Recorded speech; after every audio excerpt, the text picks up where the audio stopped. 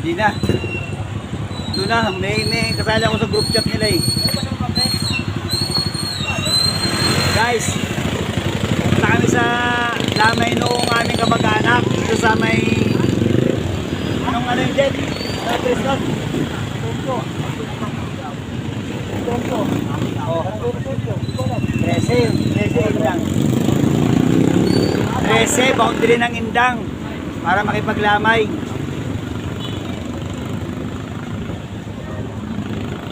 Kaya nga alis guys, babalik si Banta TV.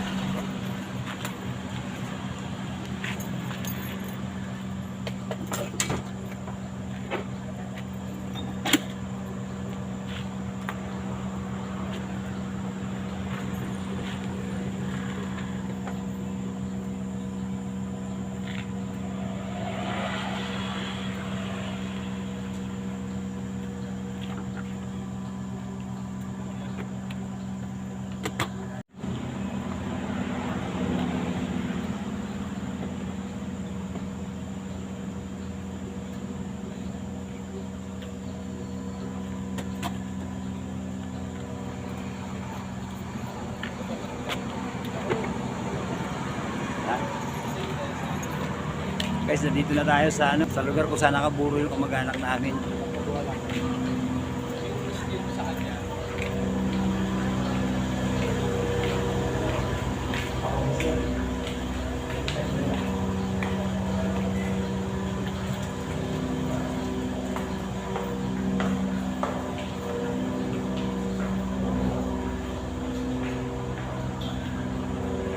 St. Peter ito guys.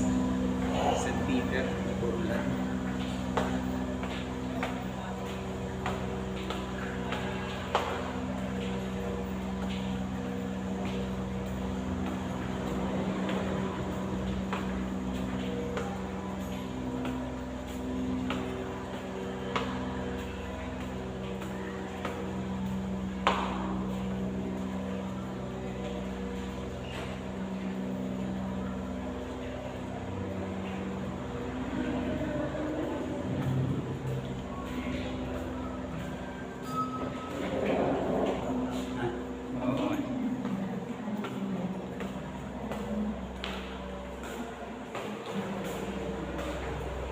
Ako na tayo kayo ating alis. Pabalik agad si Banta TV. Ng Diyos mula sa mga ngaral. Ang lahat sa mundo ito ay may kanya-kanyang panahon, may kanya-kanyang oras. Ang panahon ng pagsilang at panahon ng pagkamatay. Ang panahon ng pagtatanim at panahon ng pagpunot ng tanim.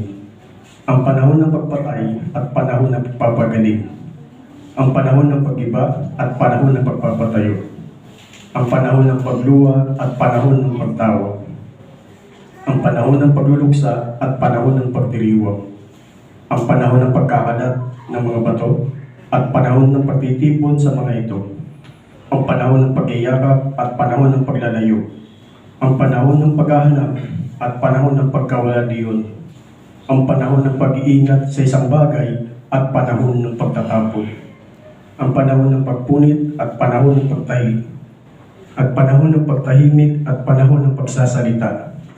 ang panahon ng pagmamahal at panahon ng pagkapuot, ang panahon ng digmaan at panahon ng kapayapaan. Ano ang papala ng tao sa kanyang pinagpaguran? Alam ko na itinakda ng Diyos sa tao. Inaangkop niya ang lahat ng bagay sa tamang kapanahunan. Ang tao binigyan niya ng pagnanasang alamin ng bukas, ngunit hindi binigyan ng pagkaunawa. Sa ginawa ng Diyos mula sa pasimula hanggang sa wakas. Alam kong walang pinakamabuti sa tao, kundi magpakaligaya at gawin ang pinakamabuti habang siya'y nabubuhay. Ito ang salita ng Diyos. Salamat sa Diyos. Salamat po, sir. Sinasabi po na narinig po natin yung binasa ni sir na nagmula sa Bible. Sinasabi po na tayong mga nilalang o tayo pong mga nandito po sa lupa, hindi pa man po tayo sinisilang or sa pagsilang po natin, kasama na po daw doon yung ating tadhana. Kung kailan po tayo mawawala. Hindi nga lang po natin alam kung kailan po ito magaganap, kung kailan magiging magkakaroon ng makatuparan, yung sinasabi na pagpanaw po natin dito sa mundo. Sa mga naririto po, eto na po yung panahon at dumating na po yung time ni Nanay Crescenciana na siya na po yung kinuha ng Panginoon para po makasama na niya doon sa kanyang kaharian. Sa mga naiwan, masakit na makita natin na ganyan po ang kalagayan niya ngayon, na hindi na natin siya makakasama. Pero ito po ang kinakailangang mangyari dahil po alam naman nating lahat